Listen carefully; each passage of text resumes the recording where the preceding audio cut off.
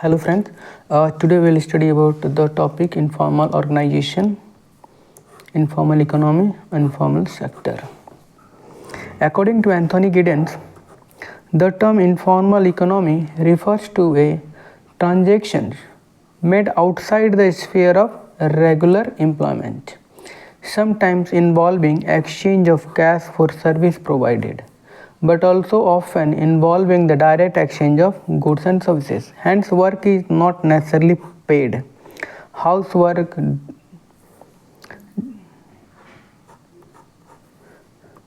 do it yourself work, all are forms of work.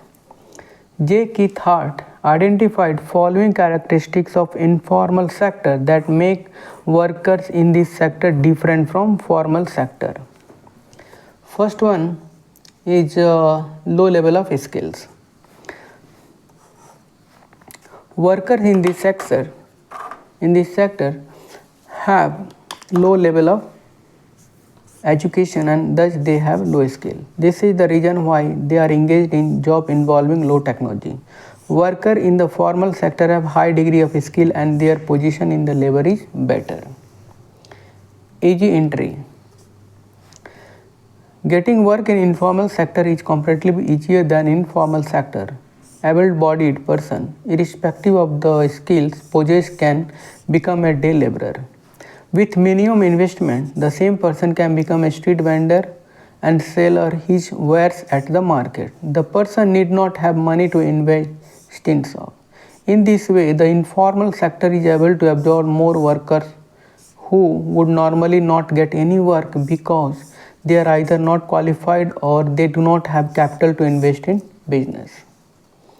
Low paid employment. Because of the requirement of the low skills and easy entry, work in informal sector has low returns. Workers who offer their labor are not paid high wages. In fact, the biggest grievance against this sector is that the wages are many times below subsistence level. In many cases,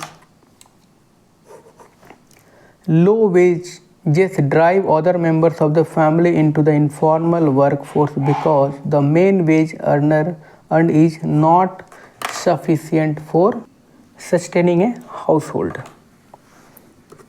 In this sense, children too may be encouraged to join the labor force. The fourth characteristic of informal sector is that it is largely composed of immigrant laborers. Hart found that the informal sector worker in Ghana had come to the city from the rural areas.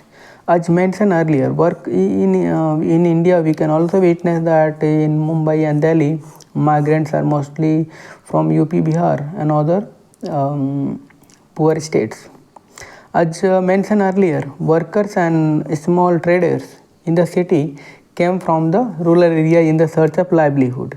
He hence included migrant status as characteristic of informal sector. To put the examples of India also here. ILO definition of informal sector. Easy entry for new enterprises, reliance on indigenous resources, small scale operation, family ownership, unregulated and uncompetitive market, labor intensive technology, informally acquired skill of workers. Sarita Bhaumik says that there are two kinds of informal sector. Informal economy, it includes street vendors, home-based workers, rickshaw pullers, etc. Informal employment, it includes casual and contract laborers in formal economy as their working conditions and wages are similar to that of workers in formal sector. Now for labor and society, go through questions of last 10 years and ask and note down the keywords and make note on it with the help of internet.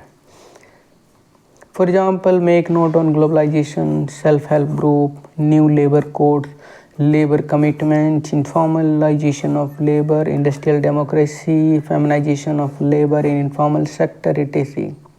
Search these words in internet and make notes. Okay, thank you very much.